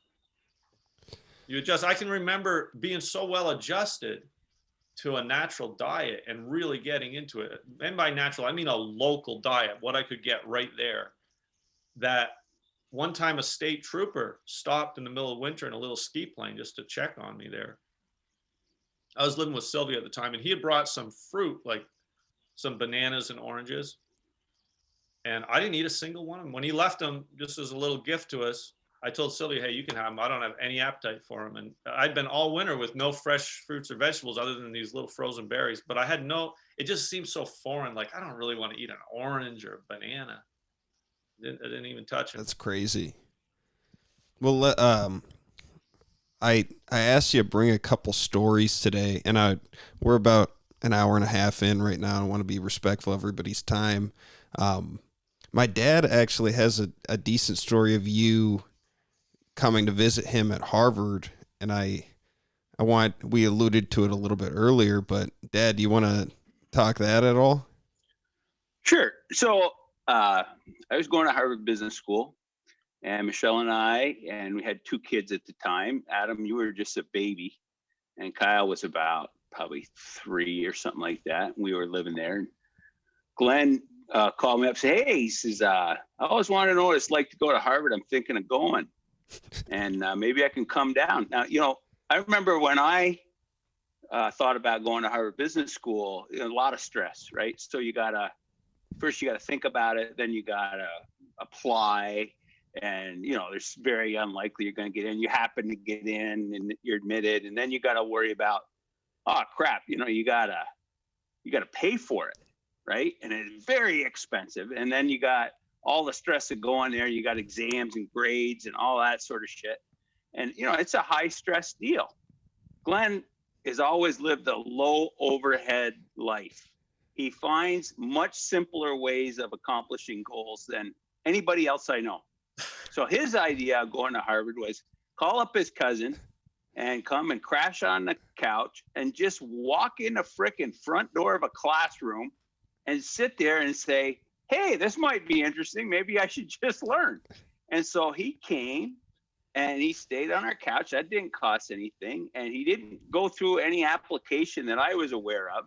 He somehow found out where the philosophy or physics or whatever it was he was interested in, where that class was going to be held. And he just walked in like all the other students and sat there and learned and didn't have any stress of exams or homework or anything. He could learn what he wanted. If it wasn't interesting, he'd go down to the next building and go to a different class. And it's like, that's a lot easier way of going to Harvard than the way I chose to go. How do you remember it, Glenn? Yeah, that was pretty much it, Tom.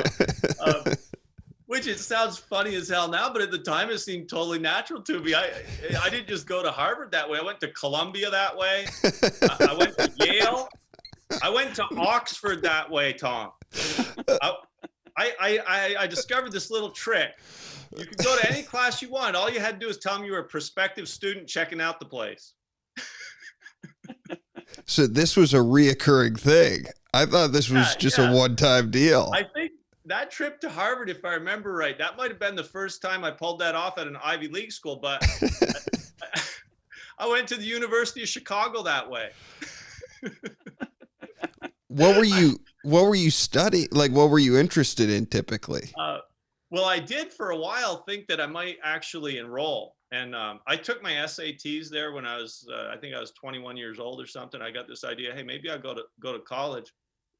A couple of classes I took for the entire semester. I took 2 philosophy classes, but not at Harvard. But basically, yeah, I was kind of preparing. Like I thought, hey, maybe I'd like to go to university. And I remember calling up Oxford. I was in Vermont, and I called up Oxford and said, hey, I'd like to apply, to go to school at Oxford and whatnot. And I'd go to interviews. I'd go to admissions and stuff. And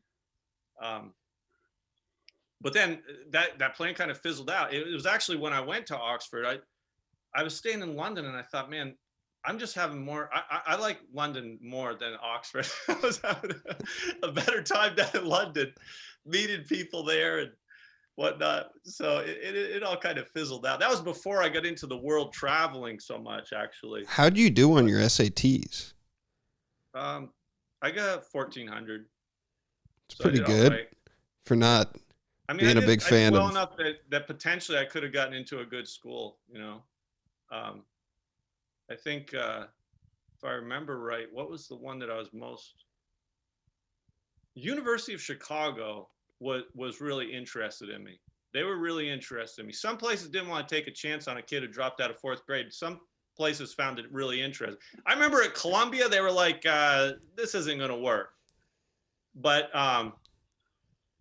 yeah, of the places that I actually went into an interview, University of Chicago was pretty excited about, you know, the idea. And I remember sending them my SAT scores and that kind of thing.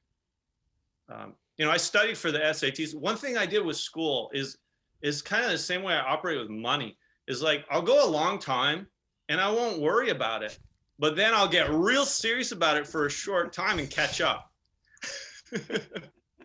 So, you know, I hadn't studied a lot of high school math, and I decided I want to take my SAT, and so I just got totally into math for a few months. I just, you know, studied all the, you know, I'd never done algebra before, and I just, you know, studied everything I needed there to take the SAT, and it worked. I was able to usually condense things down. You know, I mean, I might go for 4 or 5 years without making any money. As long as I could make some money in the next couple of years or the couple of years before that, you know, I wouldn't worry about it in between. So that was one of my questions I had for you, because this money piece is something that we haven't really touched on this entire time, but it's kind of relevant to everything here. Like, how do you view money personally? And like, when was the last time you had kind of a day job? Well, I view money as a very, very useful invention. I mean, it certainly facilitates economic transactions. You don't get to, you know, $65,000 per capita GDP on a barter economy. So I think money's great, but I also think that depending on what you want to accomplish, it can be almost useless. You know, I mean, it's not going to buy you immortality. It's not going to buy you love. It's not going to buy you anything if you're 200 miles from the nearest town and you got nobody to exchange it with. So there've been times in my life where money was really helpful, and there've been times where it served no purpose at all. For example, I can remember flying out to my camp, chartering a flight to get out there, and I might have had, after paying for the flight, $100 left in my pocket, and sitting it on the shelf there in my little shack. And a year later, I still had that $100 sitting there. There was nothing to buy during that year. There was nothing I could use it for. It was totally useless. The fire starter would have been about the only thing that you could have done with it. And the only difference, when I came back to town, it was only worth $98 instead of $100. But basically, in that environment, money really didn't help much. But of course, when you're embedded in the modern economy like I am right now, it's one of the most useful things that you can have. So are you in your compression stage right now in terms of finances, where you're back to trying to back to studying algebra? Well, you know, really making TV was very helpful in terms of financing some things that I wanted to do that I didn't have the money for. Like, for instance, getting back into flying. I never would have been able to afford to get into flying again if it hadn't been for making television for, you know, 6.5 years. I made a lot of TV. I was in 85 episodes of the show. And I was very fortunate in that most reality TV shows go one season. They're lucky if they get 2 seasons. Life Below Zero did fantastic. It was the #2 series on the network for years. It was, you know, it's a big international success too. It's been sold all over the world. So that was very helpful. But no, right now, I mean, in the last year, I've been more spending money than making it, but just, you know, investing in things that have some value. I mean, I don't like, one thing, I don't really like to surround myself with too many material possessions. So I use money in pretty efficient ways. Low overhead. Yeah. You know, my Uncle Donnie, I remember one time when I was a teenager, I think it was just after his wife had left him and she had taken everything. I went over to his house and it was cleaned out. I mean, there was no bed, there was no furniture, no nothing. And I remember Donnie still tells this story. I looked at him and I said, someday I'd like to live in a house like this. It just seems so simple, like nothing to have to deal with. And some material possessions can be great, but they also take your attention. And we only got so much attention. We only got so much time. What do you really want to be focused on? So I tend to be very careful about what I acquire in terms of possessions. And so it's based off of stuff that you value more. Like you're happy to have certain possessions that they serve a purpose, and if they are a tool or useful to your life in some way, but not just to have things to have things. Right. Yeah. No, I thought carefully about whether or not I actually want an airplane, because that takes a considerable amount of time to maintain and focus on. And, but I decided in that case I did, but I'm very careful about, what I do with money. I'd rather. So I got a question for you, Glenn. So you've had this remarkable, let's call it first half of your life, right? I mean, unbelievable first half of your life. You've had experiences that very few people ever get a chance to do, see the whole world. You've lived, very unique lifestyle that was your choice. You've met a million people. You've learned a million different things that most people, really don't know that much about butchering and moose, right? Not a lot of people. Some people do, but not a lot of people. But you also are very learned in, many other subjects that we didn't talk about, right? That you get interested in, philosophy or art or, whatever the subject is. You go deep in, whether it's rock climbing, whether it's aviation, whether it's hunting, whether it's whatever. You love to learn, and that's one of the things I've always appreciated.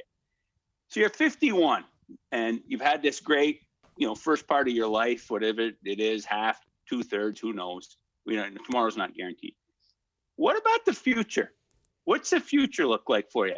When you're 6 feet under, what happens between now and then? You got a family now, you're remarried, you got a family, kids. It's a little different than it was when you're in your 20s, when it was mainly about Glenn.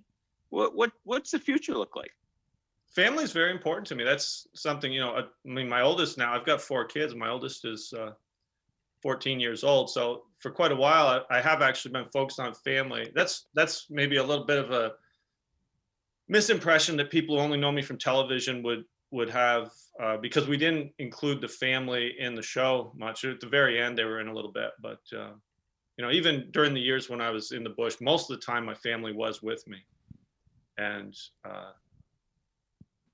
that's a huge part of my life. But in terms of the wider picture with society, I mean, teaching, sharing the things I've learned with people is really important. I'm working right now on developing another television show, which it may or may not come to fruition, but I want to continue to share with people the things I've learned. And really for me on Life Below Zero, I don't know if you got this impression, but some people mentioned it to me, and I'm glad the message got through, is when I was thinking up these stories that I wanted to share, because I came up with the ideas, for all those episodes. I made 85 episodes, and in order to work within that format, of course, it had to be about subsistence type of activity most of the time. It had to be, there was a lot of practical stuff there, but I was always trying to convey a deeper message at the same time too. Some of those stories are about the value of patience, maybe, and sticking with something in order to achieve your goal.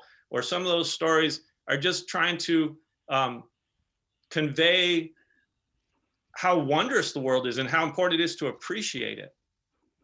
So I was always trying to get across deeper messages, and I'm still trying to do that, in the plans I have for the future, is really just trying to inspire people, enlighten people a little bit, maybe entertain them some at the same time.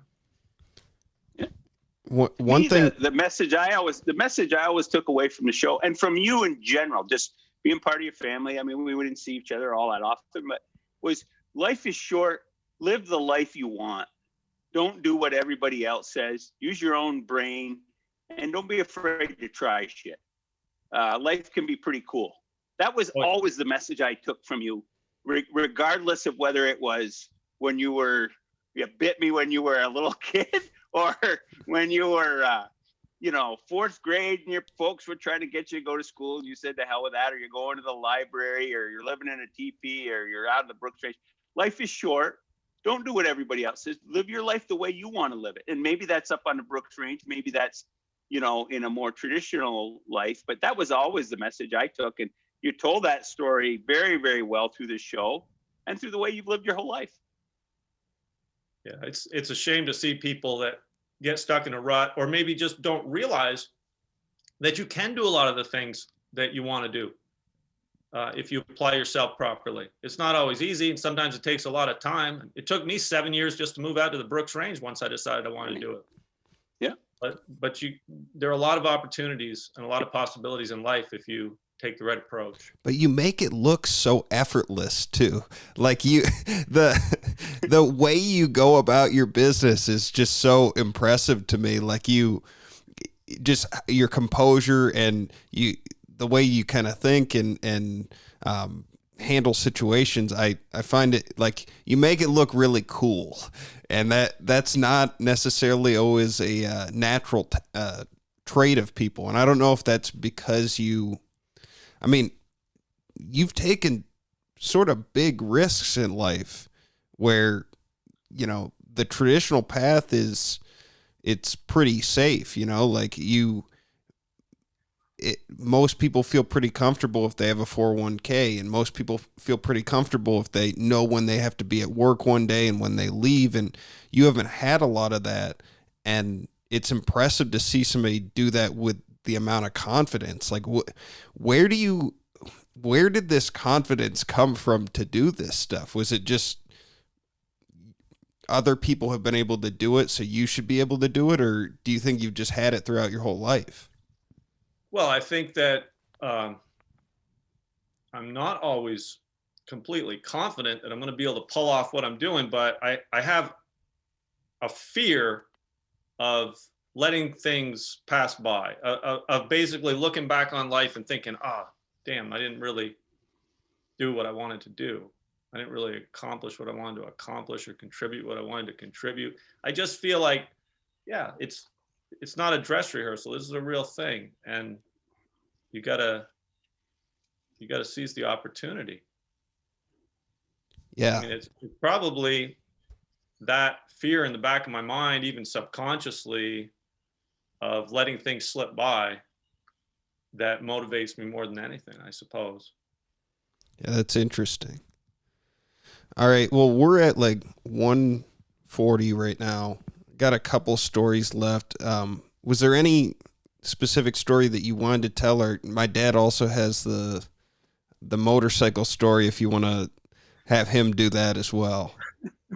Why don't you tell the motorcycle story, Tom? I've been talking a lot. Let's hear this. Well, I mean, this goes back to this idea of doing things differently. So, everybody's got a dream of, vacation, getaway. You're stuck in your 9-to-5 job and you get 2 weeks vacation a year and you hoard it. So Glenn wanted to see the country on a motorcycle.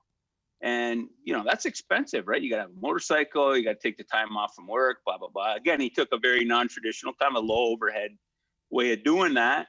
And he went over to his dad. His dad had a motorcycle. Hey, can I borrow your motorcycle? Sure. Yeah. Well, I'm going to go for a little ride. Okay. Where are you going? Well, I'll go around North America. So he left Vermont with, I don't know, $10 in his pocket or something like that. And went to the West Coast and, stayed on the side of the road, got odd jobs, cleaning somebody's gas station in exchange for gas, staying in a homeless shelter, whatever. And staying with people along the road. So we're in Louisville, Kentucky, my wife and I, and our, at the time, 2 little kids. And I'm working at a very traditional job. I'm working for GE. I'm a plant manager at a place that makes appliances. We were making stoves. And Michelle's staying at home with 2 little kids. I mean, just almost a polar opposite of what Glenn's doing, riding around, the whole North America. And we're, going to work every day and coming home and feeding the kids. So get a call one day. Hey, Tommy, how you doing? Good, Glenn. What's up? Oh, I'm on this. Well, I guess I heard something about that. hey, how about I come stay with you guys? I'm coming through Louisville, and I could just stop in and see you. I said, well, when are you thinking? He says, well, Tuesday. I said, oh, Tuesday, terrific. I said, Tuesday would be great, Glenn, except we got Tuesday's kind of a tough day for us. A couple things going on. I said, it happened to be November 4th was the day, was that Tuesday. And a couple things going on. One, we've been building a house and, from scratch. And Tuesday actually is moving day. Tuesday's the day that the moving trucks, all the boxes and shit show up. And we got to unload our house. And we got 2 little kids, and it's also Kyle's birthday. It's our oldest son's birthday. He turns 3. And so, we got to unload boxes. It's really not a great time for house guests. I'm sure Michelle wouldn't. No, hey, look, I'll be no problem at all. I'll low overhead. I'll just sleep on the floor. You won't even know I'm there. Nah, Glenn, it's really not that great a time. I really don't think it's a good idea. He said, I'll see you around 5 o'clock. And so I go home and I tell Michelle, hey, Glenn's, what the hell are you talking about? Somebody's coming to our house. Sure enough, it all works out that way. The moving trucks show up, the boxes are everywhere. And about 5 o'clock, here comes Glenn on a motorcycle. And it's like, I can't believe he really came, but he did. And so he comes in, and like he said, he slept on the floor. And at the time, Glenn, very presentable on TV, but at the time he kind of had this little bit more, been on a motorcycle for weeks, months, I don't know how long, had sort of a Jesus look to him. Okay, long hair. And, he only had maybe a couple of shirts and a pair of jeans or whatever in the backpack. And hey, how about if I go to work with you? I've never been to a factory before. How does a factory work? Oh, sure, Glenn, that'll be great. Going into GE, pretty buttoned down sort of place.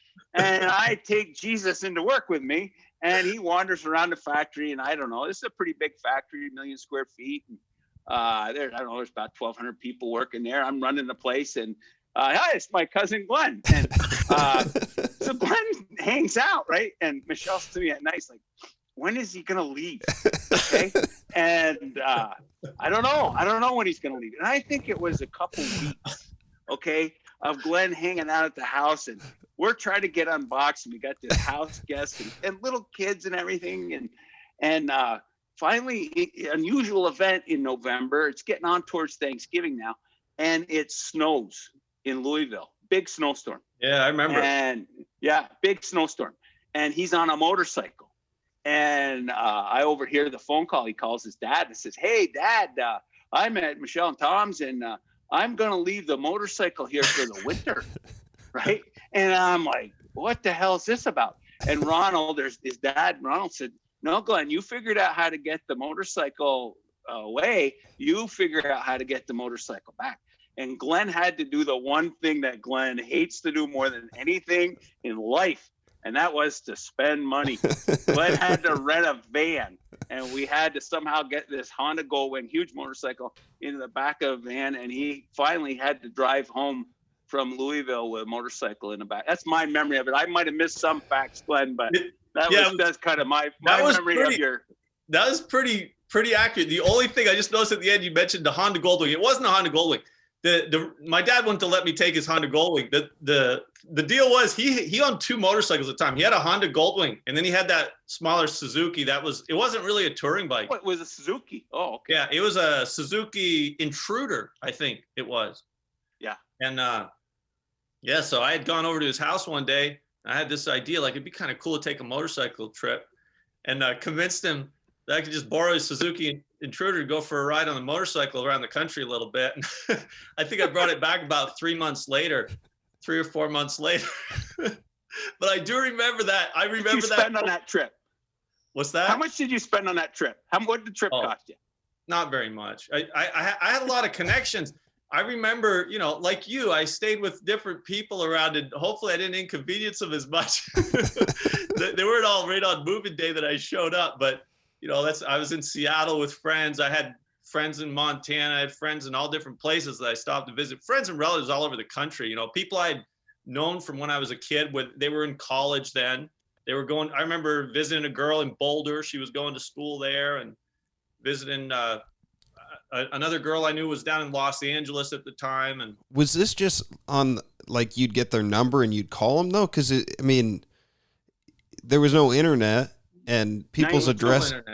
No, I used to have 92. a little phone book. I actually, because my connections were always real important to the way I lived in those days, and I used to have, you know, a paper book that I kept phone numbers in. That was like my most valuable possession everywhere I went. I mean, thank God I never lost that, because yeah, it was before iPhones and internet. And I remember it was pretty nice. It had like a leather zippered case and it was pretty thick, and I had numbers in there from all over the world. And I should have saved that thing just for the hell of it. But oh yeah, there was names and numbers written in foreign languages I didn't even understand in that little book. That's crazy. Yeah. Well, Glenn, I want to say thanks so much for you coming on today. Just one last bonus question. I was curious, what was Rogan like off air? Was he a pretty cool guy? Yeah, we only talked for maybe 15 minutes off air. He was really friendly, nice. He actually invited me to go to the Comedy Store that night. He was put on comedy. I was exhausted. I'd only slept 3 hours the night before, and I just flown down there to LA from Alaska, and I turned him down on that because I had to also get a flight at like 4 o'clock in the morning the next morning to get back home. Oh, geez. But yeah, he was a real nice guy, and I have to say, just the whole experience of doing the show, the way they handled it, with me getting in touch with them, it was just so efficient, and they were so polite and helpful and followed through on everything. I had a perfect experience dealing with the Joe Rogan show. Is there anything, like if people are interested in knowing more about you or following you or like, do you have a website or Instagram, or where can people kind of know more about Glenn from? Yeah, I'm all modern now. So I got Facebook, Instagram, Twitter, YouTube. I really mostly am active on Facebook and Instagram is where, if people want to ask me questions or anything where I might have a chance to get back to them, that'd be the place to go. Yeah, I really am thankful for a lot of these, as primitive as I've chosen to live at times in my life, these modern conveniences we have now, and the communication. It's amazing. I mean, this is nuts that we can do this right now. I mean, I thought I was going to have to fly up to see you in person to do this. So thank God for Zoom. It's pretty awesome. I remember talking to you about that. You were talking about coming up, and well, with COVID and everything, it sure is awesome that we have the ability to communicate like this. Yeah. And it's been, I mean, I'm blown away for where you're at. I haven't had any issues, video or audio right now on this recording, so it's not bad. I've got top-notch internet connection here. It really is great. Yeah, I know.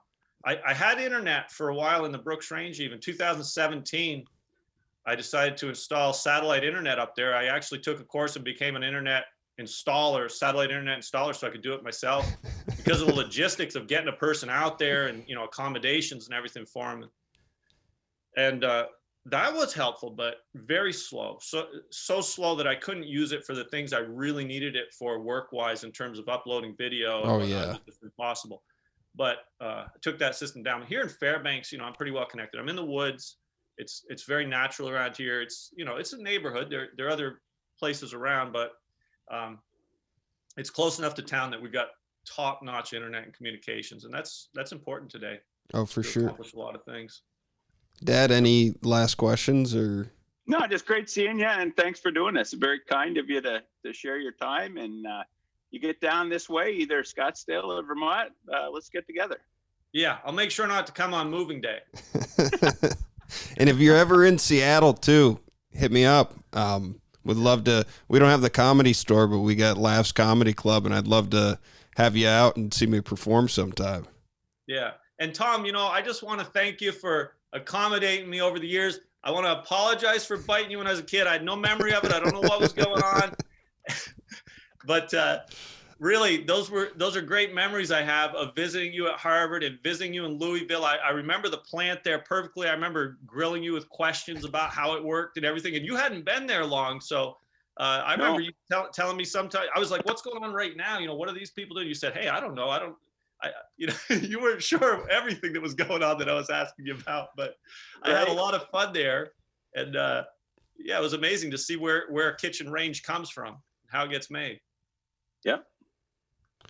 Well, thanks very much, Glenn. It's great seeing you. And if you ever want to come back on, you're always welcome. It was great having you on the podcast.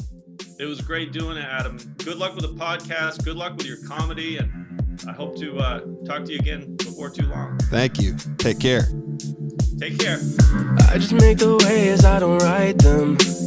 I can hear the lyrics in my spirit as I write them. Why you wanna walk and talk just like them?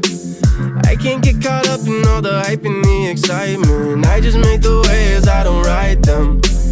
I can hear the lyrics in my spirit as I write them. Why you wanna walk and talk just like them? I can't get caught up in all the hype and the excitement. Welcome to my wave pool, my wave pool. Welcome to my wave pool, my wave pool. Welcome to my wave pool, my wave pool. Welcome to my wave pool, my wave pool. Welcome to my wave pool, my wave pool. Welcome to my wave pool, my wave pool. Welcome to my wave pool, my wave pool. Welcome to my wave pool, my wave pool. Yeah. Welcome to my pool, so wavy. Everything goes so smooth, so gravy. Don't need to be told.